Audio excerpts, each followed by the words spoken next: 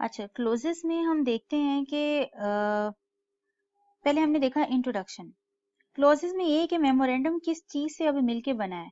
अब जब आपने मेमोरेंडम बनाना है तो क्या क्या इंफॉर्मेशन डालनी है, मेमोरेंडम के कंटेंट्स क्या होंगे, क्या क्या ऐसी चीजें होंगी जो रजिस्ट्रार फोकस करेगा कि भाई ये चीजें तो मस्ट होनी चाहिए।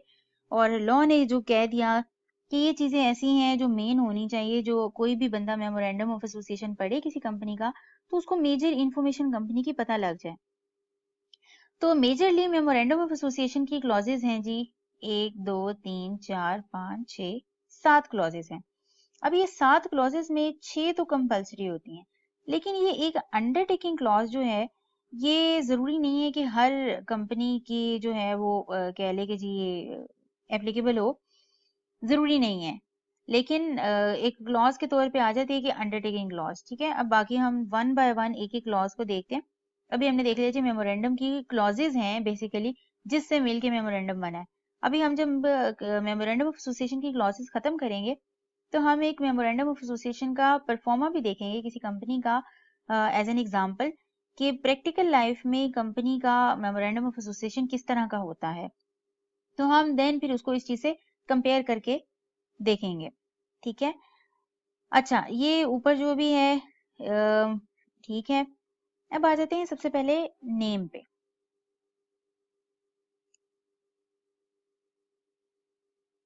पहली क्लॉज हमने देखी, it's a name clause, very simple. यानी कि सबसे पहली चीज जो वो कहता है कि मेमोरेंडम ऑफ एसोसिएशन में बताओ मैं लोगों को, ये जो भी रीडर है मेमोरेंडम ऑफ एसोसिएशन का उसको पता लगना चाहिए कि कंपनी का नेम क्या है। ठीक है, कंपनी का नेम वैसे तो ठीक है उसको पता होगा, लेकिन कंपनी का नेम सबसे पहले बताइए कि आपने जो वही सर्टिफिकेट ऑफ जो है वो लिया होगा कंपनी से रिलेटेड रजिस्ट्रार से कि आपके नेम की वो रिजर्वेशन हो गई है एप्लीकेशन समथिंग, वो सारा जो प्रोसेस आपने किया होगा। सेकेंड स्टेप पे हम मेमोरेंडम ऑफ एसोसिएशन देख रहे हैं। ओके, कंपनी की हमने टाइप्स देखी थी अगर आपको याद हो। एक थी स्टेटस के बेस पे जो कि हमने कैटेगरी बी बनाई थी, सी बनाई थी।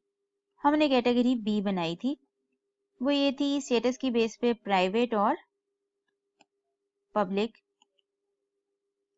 फिर एक हमने लायबिलिटी के पॉइंट ऑफ व्यू से बनाई थी, limited by shares, limited by guarantee और अनलिमिटेड। ये हमने कहा था कि मेंबर्स की लायबिलिटी अगर limited up to the amount of shares, face value of the share, तो लिमिटेड बाय शेयर है। अगर liability of the members is limited up to the amount they guarantee to contribute, एक word add हो गया, at the time of winding up, या आप कह लें लिक्विडेशन। और अनलिमिटेड में liability of the members is unlimited, very rare circumstances में होता है। हमारे कंट्री में बहुत ही मुश्किल से ही कोई ऐसी कंपनी की एग्जांपल मिलेगी अनलिमिटेड की। फिर हमने देखा स्टेटस की बेस पे, शेयर होल्डिंग की बेस पे तो आपको याद होगा वो कौन सी थी, होल्डिंग और सब्सिडरी। ये हमने चैप्टर 19 में देखी थी। प्राइवेट में देखी थी सिंगल मेंबर और other than single member. Public में देखी थी लिस्टेड और अनलिस्टेड। अब नाम का कहां से आएगा फर्क, वो यहां से आएगा, अगर एक कंपनी प्राइवेट कंपनी है और सिंगल मेंबर भी है तो उसको कैसे लिखा जाएगा, उसको लिखा जाएगा सिंगल मेंबर प्राइवेट, और साथ ही वो देखेंगे कि लिमिटेड बाय शेयर्स है, ये लिमिटेड बाय गारंटी है या अनलिमिटेड है। तो साथ आ जाएगा प्राइवेट, सपोज वो लिमिटेड कंपनी है यानी कि लिमिटेड बाय शेयर्स है, तो वो आ जाएगा। हम जैसे कि हम कोई नेस्ले की एग्जांपल लेते हैं, ये जैसे नेस्ले का जो नाम है वो है नेस्ले लिमिटेड, इसका मतलब वो प्राइवेट कंपनी तो नहीं है, वो सिंगल मेंबर भी नहीं है, वो अदर देन सिंगल भी नहीं है, क्योंकि प्राइवेट कंपनी के नाम में ही प्राइवेट आपको लगाना पड़ेगा। इसका मतलब वो पब्लिक, लिस्टेड या अनलिस्टेड में से है। सिर्फ नाम से आप ये पता नहीं लगा सकते कि ये लिस्टेड है या अनलिस्टेड है। तो ये इससे ये जरूर पता लगता है कि ये एक पब्लिक कंपनी है। अब नेस्ले लिमिटेड लिखा हुआ है, गारंटी लिमिटेड नहीं लिखा, अनलिमिटेड नहीं लिखा, लिमिटेड लिखा हुआ है। इट्स मीन कि ये लिमिटेड बाय शेयर्स है।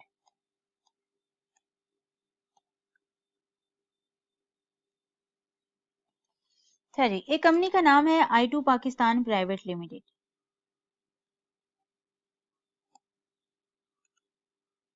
प्राइवेट लिमिटेड, अब ये कौन सी कंपनी है? I2 पाकिस्तान प्राइवेट कंपनी है और लिमिटेड है, तो इसमें लिमिटेड बाय शेयर्स। एक कंपनी का नाम है एरोरा लिमिटेड। कौन सी कंपनी है? पब्लिक कंपनी है और लिमिटेड बाय शेयर्स है। एक कंपनी का नाम है नजरिया पाकिस्तान ट्रस्ट। ये क्या है? ये कंपनी है क्या है? अगर आपको याद हो, ये कंपनी तो होगी, कौन सी? As a public limited company ये रजिस्टर हुई होगी, पब्लिक कह ले या लिमिटेड लायबिलिटी कंपनी रजिस्टर हुई होगी, और देन इसने अपने आप को लाइसेंस लेके SECP से या कमीशन से अपने आप को नॉन प्रॉफिट ऑर्गेनाइजेशन रजिस्टर करा लिया था। क्योंकि हमने नाम से देखा कोई लिमिटेड का वर्ड नहीं आ रहा, तो वो लिमिटेड का वर्ड दो ही सूरतों में नहीं आ सकता। एक तो सूरत ये हो सकती है कि वो पार्टनरशिप फर्म हो सकता है, और दूसरी ये सिचुएशन हो सकती है कि वो एज एन NPO रजिस्टर हुई हो। अब ये ट्रस्ट है, नजरिया पाकिस्तान ट्रस्ट है, ED फाउंडेशन है, ये सारी ऐसा कंपनी पहले रजिस्टर हुई। अब मैंने ये कैसे आइडेंटिफाई किया कि ये लिमिटेड लायबिलिटी कंपनी रजिस्टर हुई होगी? तो अगर आपको याद हो, तो हमने चैप्टर 19 में जब NPO पढ़ा था, तो उसके अंदर हमने ये भी देखा था कि वो कंपनी पहले लिमिटेड लायबिलिटी रजिस्टर हुई होगी। लिमिटेड लायबिलिटी कंपनी को ही NPO का लाइसेंस मिल सकता है। ये आपका MCQs भी बन सकता है कि कंपनी वो लिखता है प्राइवेट, पब्लिक और ये वो, मतलब लिख के और वो कहते हैं कि इसमें से कौन सी कंपनी है जो एज एन NPO रजिस्टर हो सकती है। तो एक MCQs बन सकता है। तो आपको लिखना पड़ेगा कि लिमिटेड कंपनी जो है, लिमिटेड लायबिलिटी कंपनी है, वो एज एन NPO का अपना रजिस्टर हो सकती है, लाइसेंस ले सकती है। तो एक जो कंपनी है अनलिमिटेड कंपनी, उसको ये लाइसेंस नहीं मिल सकता। ठीक है, अनलिमिटेड कंपनी। हम पढ़े थे नेम क्लॉज। नेम क्लॉज में अगर पब्लिक कंपनी है तो एंड पे वर्ड आ जाएगा लिमिटेड का। ये नेम क्लॉज में आपने कंपनी का पूरा नेम लिखना है अगर वो पब्लिक है तो, ताकि मेंबर्स को पता हो कि जो भी उसको इन्फॉर्मेशन पढ़ रहा है, या हर नया आने वाला बंदा या कोई भी इन्वेस्टर मेमोरेंडम पढ़ रहा है तो लिखा हो लिमिटेड, तो उन्हें साफ पता चले कि liability of the members is limited होगी। और सिर्फ लिमिटेड लिखा है तो इट्स मीन कि पब्लिक कंपनी होगी। अगर ये प्राइवेट कंपनी है तो फिर लिखा होगा प्राइवेट लिमिटेड। ऑब्वियसली ये पूरा आपने लिखना है, प्राइवेट लिमिटेड। और अगर ये सिंगल मेंबर है तो आप लिखेंगे single member company private limited, क्योंकि जो सिंगल मेंबर कंपनी है वो प्राइवेट की ही एक टाइप है, प्राइवेट कंपनी की। गारंटी लिमिटेड के क्या आएगा? गारंटी लिमिटेड कंपनी में गारंटी लिमिटेड आ जाएगा। ये नाम के एंड पे वर्ड्स आ जाएंगे। ये हम जो चीजें देख रहे हैं ये उनके नाम के एंड पे वर्ड्स आएंगे। और अनलिमिटेड कंपनी में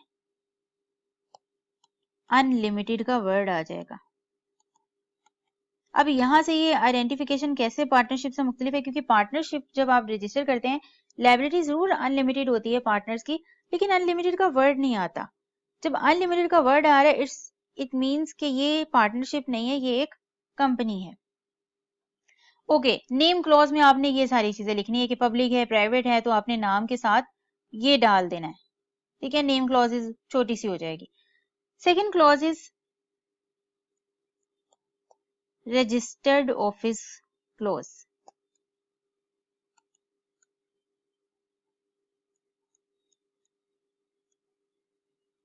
रजिस्टर्ड ऑफिस। ऑफिस का तो पता ही है आपको, जहां पे कंपनी काम करेगी, ऑफिस कहाँ पे बनाना है, कौन सी लोकेशन पे बनाना है। रजिस्टर्ड का क्या मतलब है? रजिस्टर्ड का ये मतलब है कि ये कंपनी है, उसकी काफी जगह ब्रांचेस हैं, उसके ऑपरेशंस काफी जगह हैं, तो उन्होंने अपनी ब्रांचेस खोली हुई हैं, उनके ऑफिस जगह जगह पे हैं। अब क्वेश्चन है कि अगर रजिस्ट्रार ने, एससीसीपी ने कोई नोटिस वगैरह भेजना है, कोई कम्युनिकेशन करनी है, तो वो किस बंदे से, किस ब्रांच ऑफिस से राब्ता करें।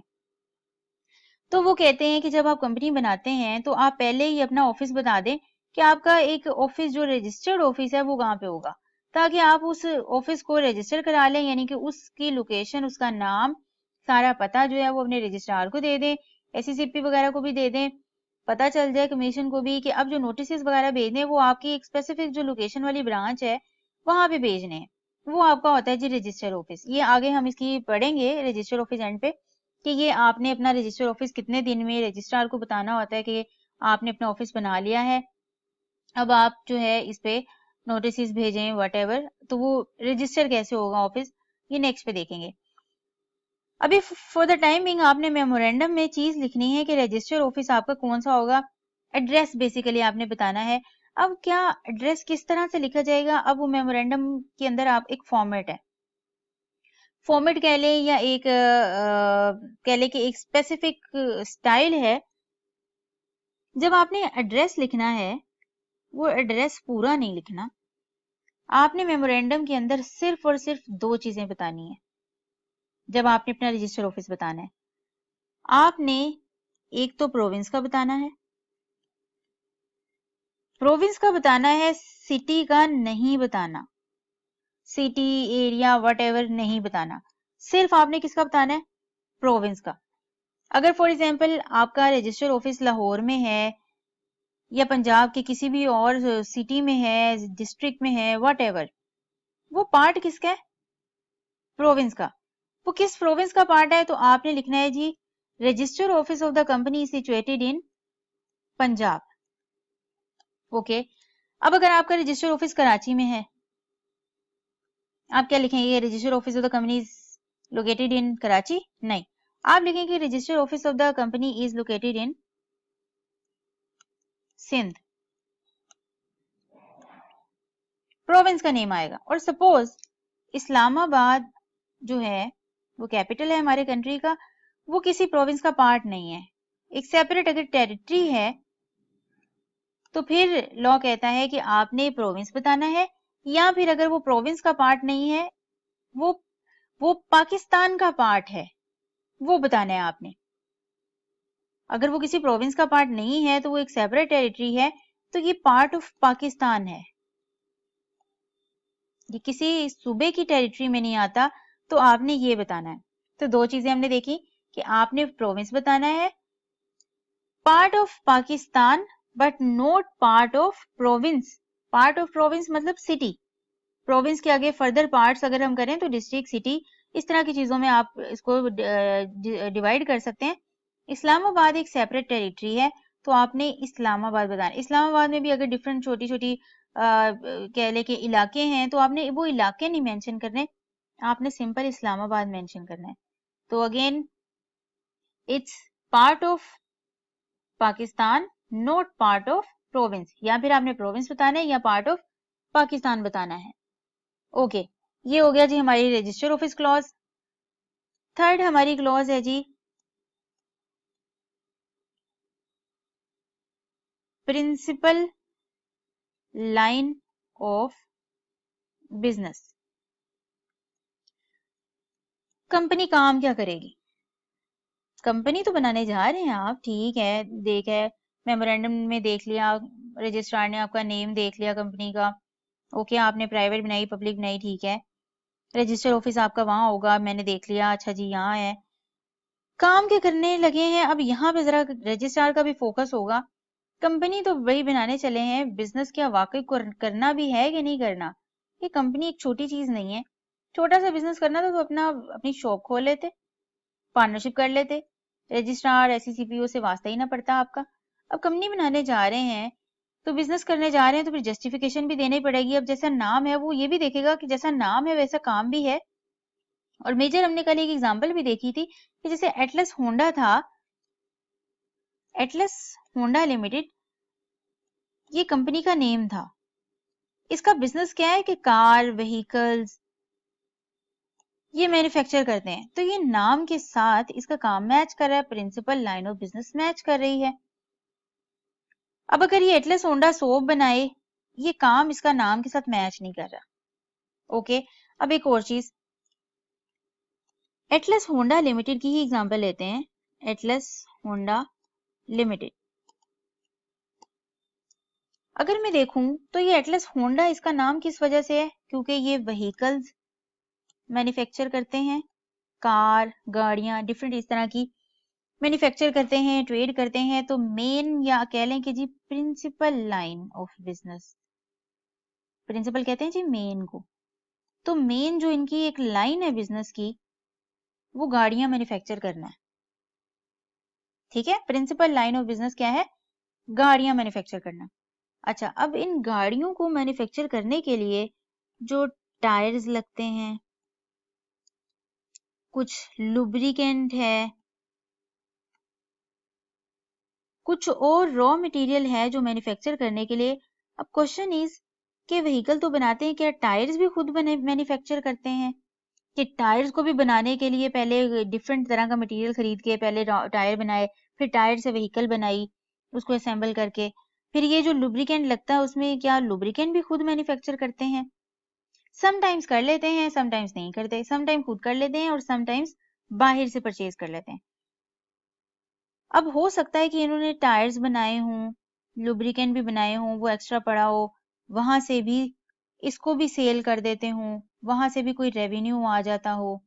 रेवेन्यू मतलब पैसे आ जाते हो सेल करके, प्रोसीड्स, रेवेन्यू आप उसको कह लें कि जी अगर आपने अकाउंटिंग नहीं पढ़े है अभी तो रेवेन्यू आ रहा हो।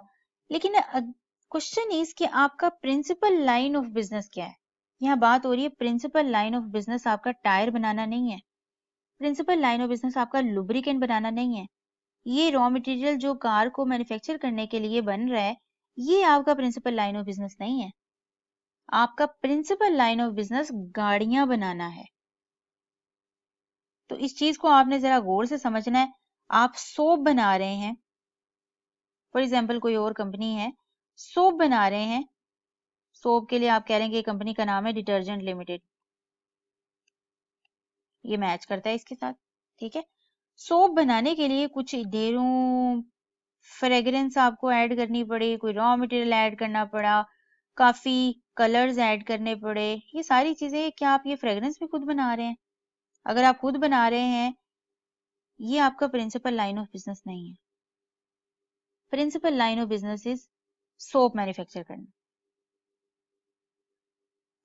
ओके, अब ये जो 7 चीजें आ रही हैं प्रिंसिपल लाइन ऑफ बिजनेस के साथ साथ, अगर आप ये फ्रेग्रेंस, रॉ मटेरियल, कलर जो खुद बना रहे हैं, थोड़ा बहुत कुछ परचेज कर लेते हैं, ये टायर लुब्रिकेंट ये भी आप बना रहे हैं, अब इनको क्या कहते हैं?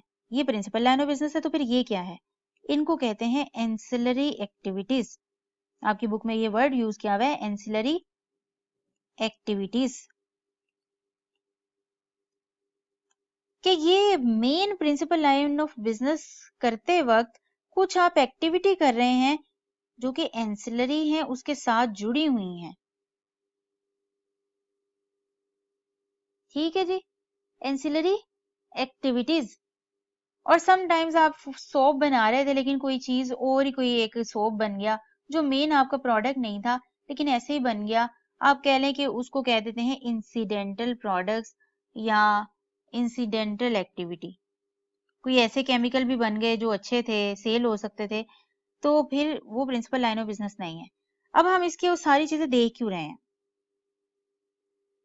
ये हम इसलिए देख रहे हैं क्योंकि आपका लॉ कहता है कि आप ये प्रिंसिपल लाइन ऑफ बिजनेस अपने मेमोरेंडम में शामिल करेंगे। ये तो आप लिखेंगे कि आपका मेन काम क्या है, principal line of business soap बनाना है, और इस केस में व्हीकल्स गाड़ियां बनाना है।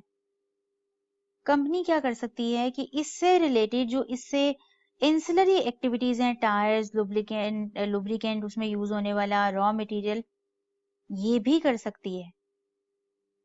इन एक्टिविटीज में भी पार्टिसिपेट कर सकती है, यानी टायर भी बना सकती है इससे रिलेटेड, ये भी कर सकती है। लेकिन अगर कंपनी का नाम है एटलस होंडा, कंपनी का मेन काम है व्हीकल बनाना, और साथ साथ वो सोप बना रही है, और सोप भी उसका क्या है, मेन प्रोडक्ट, और वो उसने मेमोरेंडम में नहीं लिखा, तो यहाँ पे हो जाएगी नॉन कंप्लायंस। आपने अपने जितने भी प्रिंसिपल लाइन ऑफ बिजनेस है वो सारे अपनी कंपनी के मेंशन करने हैं, और साथ एंसिलरी एक्टिविटीज भी आप अंडरटेक कर सकते हैं, प्रोवाइडेड कि आपका ये जो प्रिंसिपल लाइन ऑफ बिजनेस का काम है या जो प्रिंसिपल लाइन ऑफ बिजनेस है वो नेम के साथ मैच कर रहा हो। यहाँ पे रजिस्ट्रार मेजरली ये चीज आइडेंटिफाई करेगा या वेरीफाई करेगा कि आपका जो प्रिंसिपल लाइन ऑफ बिजनेस है वो उस काम के, आपका काम आपके नाम के साथ मैच करता है कि नहीं, और फर्दर जो आप कोई एक्टिविटीज करने जा रहे हैं वो कोई आउट ऑफ द वे जाके तो नहीं कर रहे, वो इससे मिलती जुलती हो।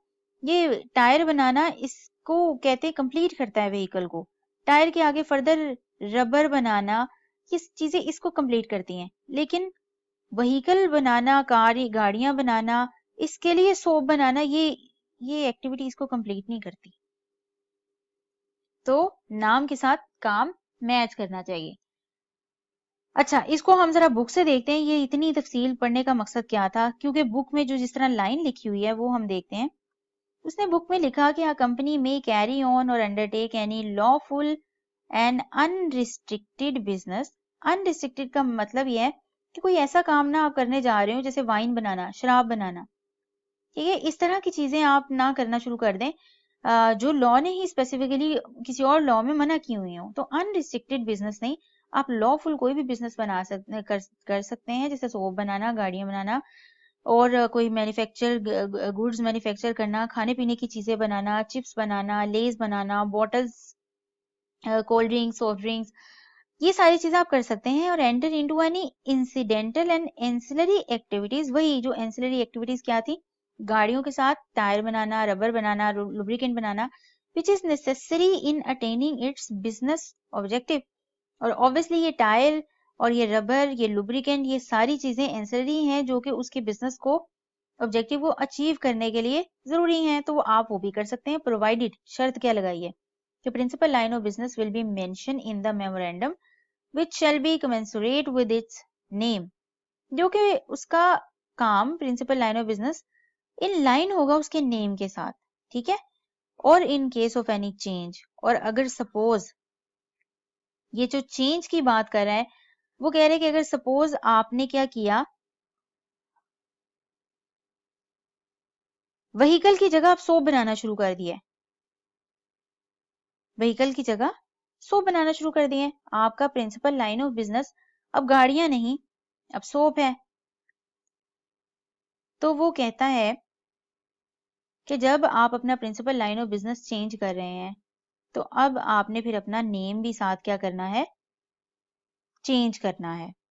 और नेम अगेन अब एटलस होंडा नहीं रहेगा, क्योंकि अब सोप बना रहे हैं तो एटलस होंडा नाम नजर आ रहा है कि जी सोप बना रही है, तो आपने सोप से रिलेटेड, उससे मिलता जुलता कोई नाम जो इन लाइन हो with your principal line of business, वो नाम रखना है।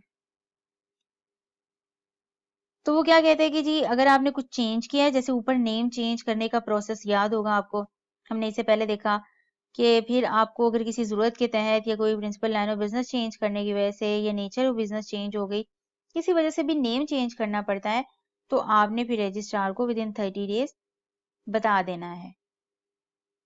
और रजिस्ट्रार डायरेक्शंस दे देगा फॉर चेंज इन नेम, वो आपको बता देगा कि जी नाम चेंज कर लें इन case of any violation with the above requirement. वो यहाँ पे ये कह रहे हैं कि अगर सपोज आपने कोई प्रिंसिपल लाइन ऑफ बिजनेस अपना चेंज किया तो आप वो चेंज फौरन बता दें विद इन 30 डेज। वो देखेगा कि क्या वाकई अब जरूरत है कि नहीं principal line of business change करने की, वो नेम चेंज करने की, या अभी भी ठीक है। तो अगर वो कहते हैं कि जी चेंज करने हैं तो फिर आप उसकी डायरेक्शंस के अकॉर्डिंग उसे चेंज करेंगे। अच्छा, ये जो नीचे लाइन लिखी हुई है, एक्सिस्टिंग कंपनी में continue with their existing memorandum and object clause can be treated as principal line of business, ये कह लें कि जी आपके लिए इतना रेलेवेंट नहीं है, ये जो क्योंकि जब कंपनीज एक्ट आने से पहले कंपनीज ऑर्डिनेंस होता था, कंपनीज ऑर्डिनेंस 1984, वहां पे ये principal line of business clause की जगह ऑब्जेक्ट क्लॉज लिखी होती थी। तो वो कहते हैं कि जो ऑब्जेक्ट क्लॉज है उसी को ही principal line of business clause कह रहे हैं बेसिकली। तो जो पुरानी कंपनीज पुराने लॉ के तहत रजिस्टर हुई हुई थी, तो उन्हें जरूरत नहीं है कि आप अपना principal line of business name इस तरह से करके चेंज करें। तो वो ऑब्जेक्ट जो क्लॉज लिखा हुआ है उनके मेमोरेंडम में वो ठीक है, तो वही will be treated as the principal line of business, क्योंकि ऑब्जेक्ट क्लॉज में बताना था कि आप क्या बेसिकली काम करेंगे। ठीक है। अच्छा, अगली क्लॉज है जी हमारी अंडरटेकिंग क्लॉज।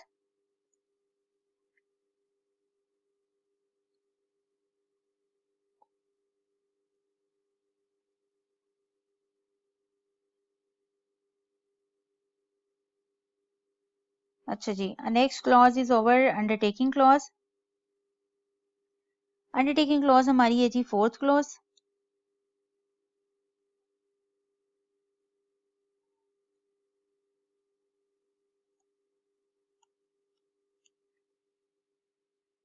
अंडरटेकिंग का मतलब ये है कि जब आप मेमोरेंडम वगैरह कुछ चीजें रजिस्टर करा रहे होंगे, तो कमीशन कहेगा कि जी अच्छा ये कंपनी आप रजिस्टर कराने जा रहे हैं, तो इनके प्रोमोटर्स को या इसके कंपनीज जो बनाने वाले हैं इनको कहेगा कोई अंडरटेकिंग दें, मतलब हल्फ उठाएं, जिम्मेदारी दें कि भाई जी कल को कोई रिस्पॉन्सिबिलिटी आई या कल को कोई ऐसी चीज निकली तो आप जिम्मेदार होंगे। तो कमीशन कोई भी इस तरह की अंडरटेकिंग मेंशन कर सकता है कि जी इस चीज पे हमें जरा अंडरटेकिंग दे दें।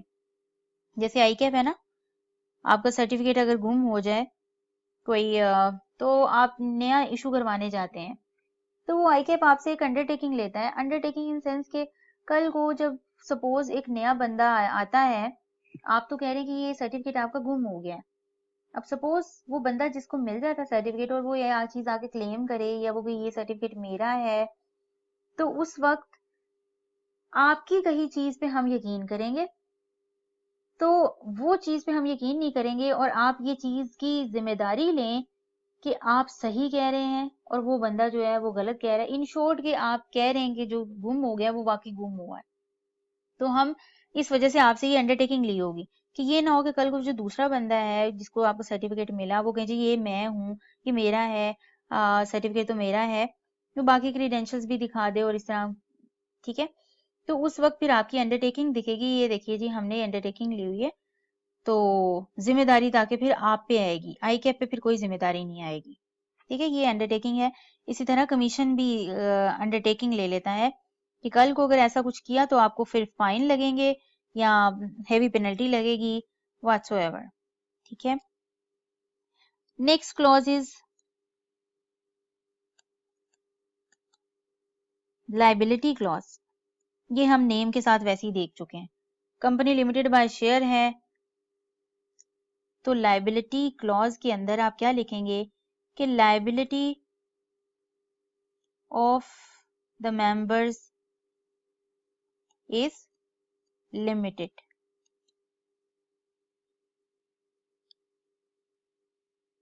ठीक है। और अगर सपोज और गारंटी लिमिटेड है तो भी आप लिखेंगे कि liability of the members is limited. और सपोज अगर वो अनलिमिटेड कंपनी है तो आप लिखेंगे liability of the members is unlimited. तो लायबिलिटी क्लॉज में सिर्फ आपने ये बताना है कि आपके मेंबर्स की लायबिलिटी क्या होगी, लिमिटेड होगी या अनलिमिटेड होगी। और आपको पता है कि अगर कंपनी क्या है गारंटी लिमिटेड है, सिर्फ उसमें एक लाइन और ऐड होगी, उसमें एक लाइन ये ऐड होगी कि liability of the members is limited up to the amount they guarantee to contribute at the time of winding up, कि at the time when the company is being wound up, तो जब company wind up होने लगेगी उस वक्त उनकी liability arise होगी, उससे पहले कंपनी की लायबिलिटी, ये जो मेंबर्स हैं जो गारंटी लिमिटेड के कंपनी के मेंबर्स हैं उनकी लायबिलिटी अराइज नहीं होगी। ठीक है। तो ये भी सवाल बन सकता है क्योंकि लिमिटेड बाय शेयर्स में आपको याद हो कि अगर amount up to the shares तक होनी चाहिए, up to the face value shares, और कोई अगर अमाउंट अनपेड है तो डायरेक्टर्स आपसे during the life time of the company भी रिकॉल कर सकते हैं कि जी कॉल करेंगे, जो अमाउंट पेंडिंग है वो दे दें। अच्छा, ये जो लायबिलिटी ऑफ द मेंबर्स इस ये कह लें कि जी गारंटी लिमिटेड कंपनी है, इसका थोड़ा सा कॉन्सेप्ट समझिए। ये गारंटी लिमिटेड है, जरूरी नहीं है कि गारंटी लिमिटेड में हर केस में मेंबर्स को पैसे देने पड़े। ये एक तरह की गारंटी है कि अगर लायबिलिटी अराइज हुई eight the time of winding up तो हम दे देंगे। It's guarantee type. जरूरी नहीं है, हो सकता है कि इन्होंने कहा एक मेंबर ने 10,000 की गारंटी दी हो, 10,000 की गारंटी, अमाउंट उससे जो मांगी जा रही है वो 11,000 है, अमाउंट 10,000 ही उसे देनी है। लेकिन अगर अमाउंट उसकी गारंटी थी 10,000 की अमाउंट, लेकिन उससे मांगी जा रही है 4,000, तो क्या वो 10,000 देगी क्योंकि उसने 10,000 की गारंटी दी थी? नहीं, उसने गारंटी दी थी कि ये मिनिमम अमाउंट है, बस यहाँ तक हम दे सकते हैं, इससे आगे नहीं देंगे। तो 10,000 तक लिमिटेड है, 4,000 10,000 से छोटा है, तो 4,000 उसे देनी होगी, 10,000 नहीं देनी होगी। जितनी उसने गारंटी दी है अमाउंट उसकी लिमिट के अंदर अंदर आनी चाहिए। अच्छा जी, ये हमने 5वीं क्लॉज पढ़ी। इसके बाद है जी 6 क्लॉज। बाकी इसकी फर्दर जो भी है वो चीजें, एडिशनल रिक्वायरमेंट, ये लायबिलिटी से रिलेटेड, ये वाइंडिंग अप में जाके हम देखेंगे। और वो वाइंडिंग अप आपके जो कह ले कि जी फाइनल लेवल पे है लॉ, हम उसमें देखेंगे। अभी आपके लेवल पे मेमोरेंडम में इतना ही है। 6 क्लॉज है जी ऑथोराइज कैपिटल क्लॉज।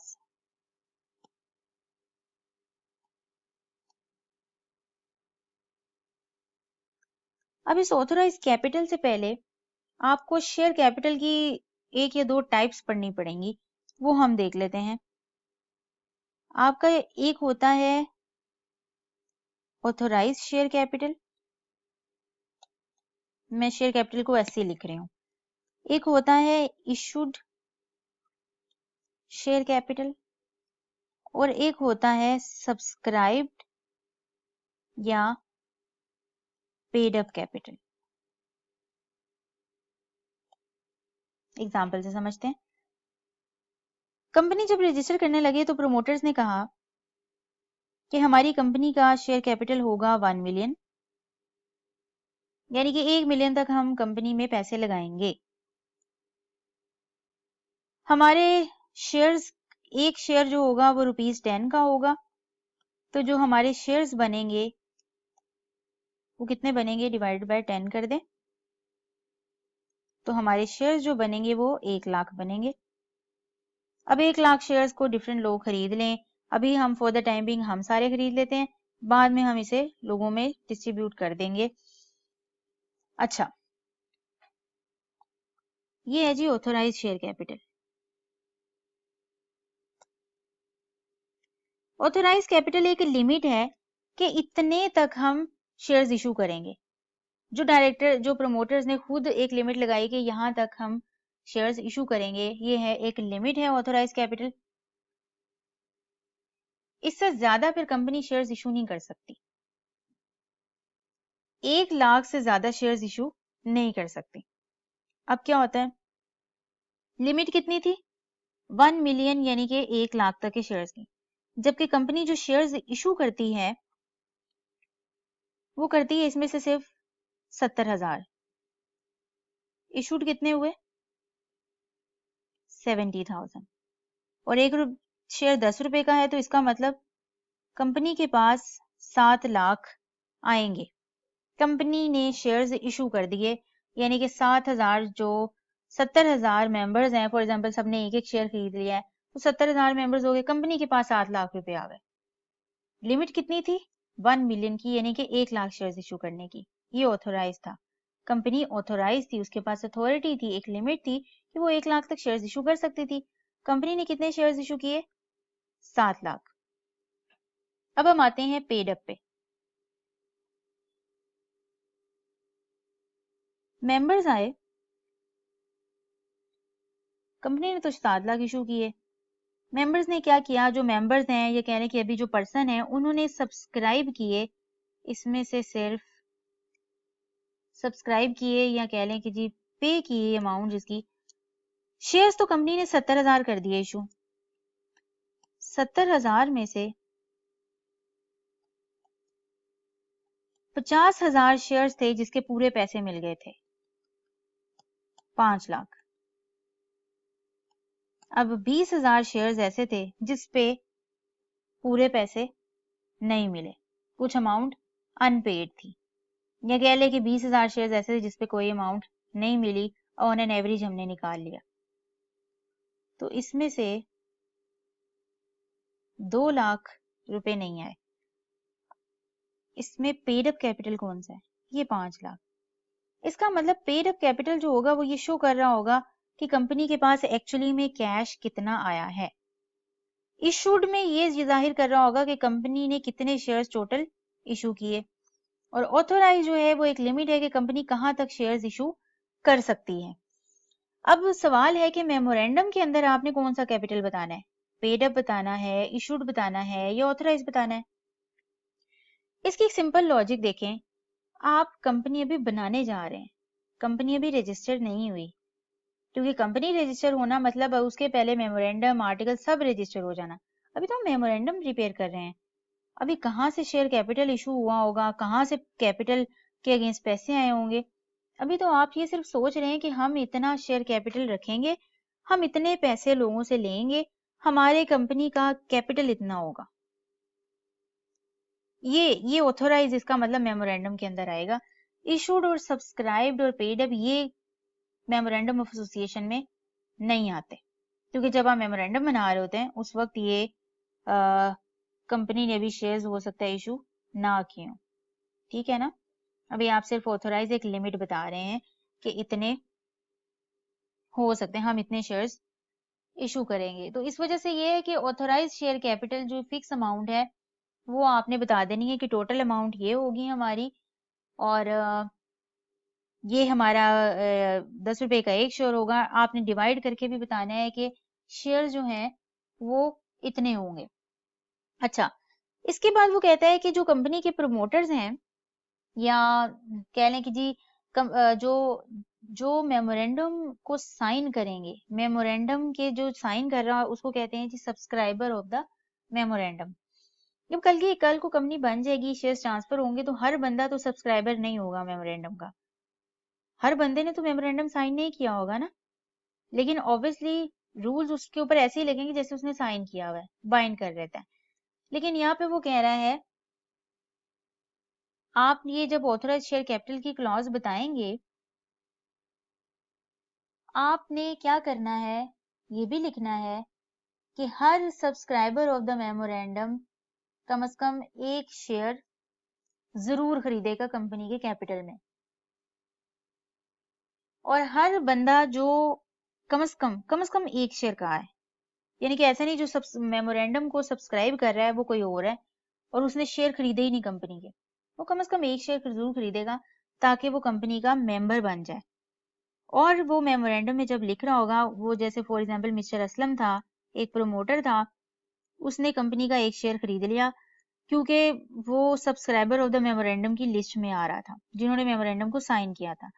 तो वो कह रहे हैं कि जो सब्सक्राइबर ऑफ मेमोरेंडम की आपने एक अलग इसी क्लॉज के अंदर बता देना है कि सब्सक्राइबर ऑफ द मेमोरेंडम में ये पर्सन सब्सक्राइबर है, इसके पास इतने नंबर ऑफ शेयर्स हैं, उसकी फेस वैल्यू क्या है और टोटल अमाउंट उसने कितनी पे की।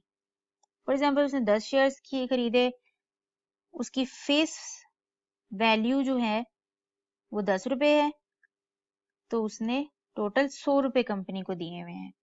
इसी तरह बाकी। तो ये चीज है जी ऑथोराइज शेयर कैपिटल के अंदर आपने ये बता देना।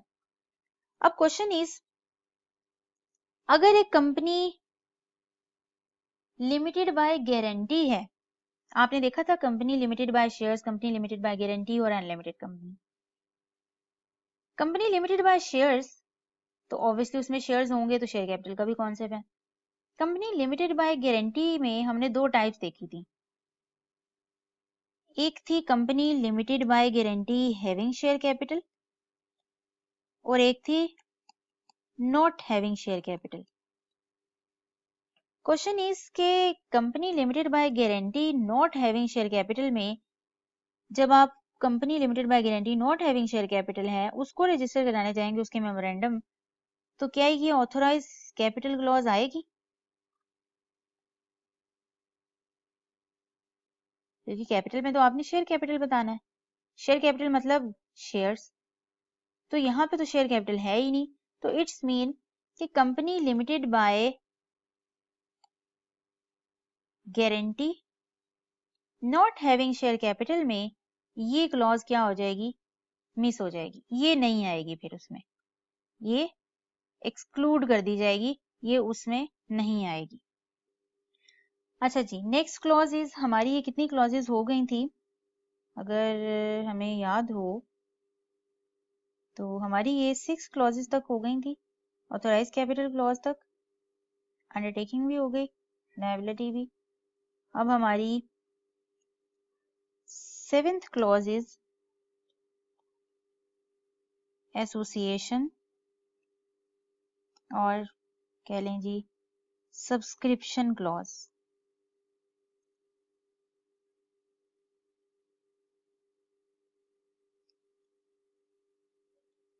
सब्सक्रिप्शन निकला है जी सब्सक्राइबर से, और सब्सक्राइबर से मुराद है subscriber of memorandum of association. अब सब्सक्राइबर ऑफ मेमोरेंडम कौन है, वो सिग्नेटरीज हैं, और वो जिनकी बात हुई जो एक कम से कम एक शेयर खरीदेंगे। इसका मतलब एसोसिएशन और सब्सक्रिप्शन क्लॉज में सारा का सारा सब्सक्राइबर ऑफ द मेमोरेंडम के बारे में बताना है। इसमें कोई और मेंबर्स की बात नहीं हो रही, सिर्फ सब्सक्राइबर की बात हो रही है, जो जिन्होंने कंपनी के मेमोरेंडम को साइन किया वो सब्सक्राइबर टू द मेमोरेंडम है। उसमें सिंपल इस सब्सक्रिप्शन क्लॉज में जो सब्सक्राइबर हैं वो एक अंडरटेकिंग दे रहे हैं, एक जिम्मेदारी दे रहे हैं, उसकी एक स्पेसिफिक लॉ ने फॉर्मेट बता दिया, वो 3-4 लाइनें हैं, वो यहाँ पे लिख देनी है। वो हर सब्सक्राइबर ने ये अंडरटेकिंग देनी होती है। अंडरटेकिंग क्या देनी है, उनने कहा जी कि हम हैं जी 5-6 जो भी सेवरल पर्सन्स हैं जिनके नाम और एड्रेसेस वो सारे क्या है जी सब्सक्राइब किए हैं हमने, वो बनाना चाहते हैं, वो क्यूरियस हैं, डिजायरियस हैं किस चीज के, कि हम कंपनी बनाना चाह रहे हैं in persons of the memorandum of association. ठीक है, ये एक लाइन है, हम इसको बुक से ही बकायदा पढ़ लेते हैं, क्योंकि ये लाइन का अगर हम डिफरेंट कंपनीज के मेमोरेंडम भी उठा के देखेंगे तो ये लाइनें 4 लाइनें हैं, वो एज इट इज हर कंपनी के मेमोरेंडम में आ रही होती हैं। वो लाइनें हम स्टडी टेक्स्ट से पढ़ लेते हैं। वो लाइनें क्या हैं, उसने लिखी हुई हैं। उसने कहा जी वी द सेवरल, उसने ये इटैलिक फॉर्मेट में लिखा हुआ है, several person whose names and addresses are subscribed are desirous of being formed into a company in persons of the memorandum of association, and we respectively agree to take the number of shares in the capital of the company set opposite over respective names। वो यहाँ पे जो कह रहा था every subscriber of the memorandum is agreed to take at least 1 share in the share capital of the company, ये इसकी बात हो रही है। फिर हम राइट करेंगे their names, addresses और an other required particulars and sign कर देंगे फिर वो मेमोरेंडम ऑफ एसोसिएशन। अब जब वो साइन करेंगे वो किसकी मौजूदगी में करेंगे, एटलीस्ट 1 विटनेस की मौजूदगी में करेंगे, और वो जो 1 विटनेस है उसके भी फिर फर्दर पर्टिकुलर्स आपने लिखने हैं मेमोरेंडम के अंदर। जैसे निकाहनामा होता है ना, जैसे शादी का आप साइन कर रहे होते हैं एक अंडरटेकिंग, एक सब्सक्रिप्शन के भी अब सारी जिंदगी आप गुजारेंगे अच्छे से, तो वो एक निकाहनामा साइन किया, वो भी आप विटनेस की मौजूदगी में कर रहे होते हैं। ठीक है, और विटनेस के भी फिर आगे वो फर्दर क्या आते हैं, उनके पर्टिकुलर्स निकाहनामा में ऐड होते हैं कि इन विटनेस की मौजूदगी में आपने जो है वो निकाह किया। तो इसी तरह मेमोरेंडम भी है, मेमोरेंडम के जो सब्सक्राइबर हैं वो जब साइन करेंगे तो वो किसी विटनेस की मौजूदगी में करेंगे, और वो अपने उस विटनेस के भी फिर वो जो गवाह है वो जो देख रहे हैं कि आपने साइन किए हैं उसके भी पर्टिकुलर्स फिर उसमें ऐड होंगे। अच्छा जी, नेक्स्ट है कंपनीज एज जो प्रोविजन एज जो कंपनीज लिमिटेड बाय गारंटी, ये हमारे इसी सिलेबस में कटवा दी गई है, ये आईकेएफ ने एक्सक्लूड कर दिया है।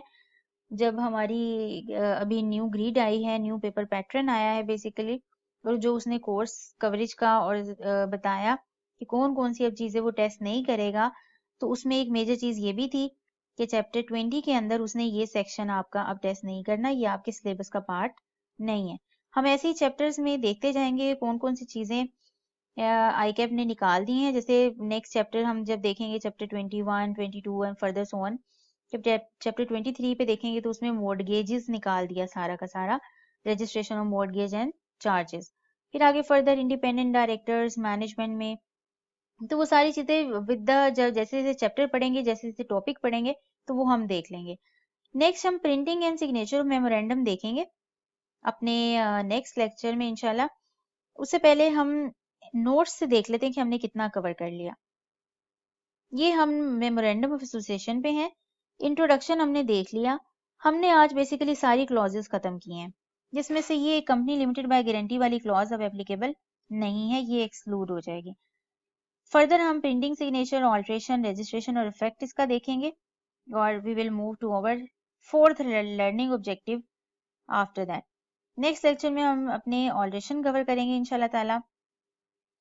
तो आप इसको अब अपनी बुक से, अगर मैं उसको हाईलाइट करूं कि हमने बुक से कितना पढ़ लिया है, तो हमने बुक से आज जो पढ़ा है वो सारा मेमोरेंडम पढ़ा। मेमोरेंडम के इंट्रोडक्शन से लेके उसकी ये क्लॉजेस, ये सारी हमने आज कवर की हैं यहाँ तक। ठीक है जी, अल्लाह हाफिज।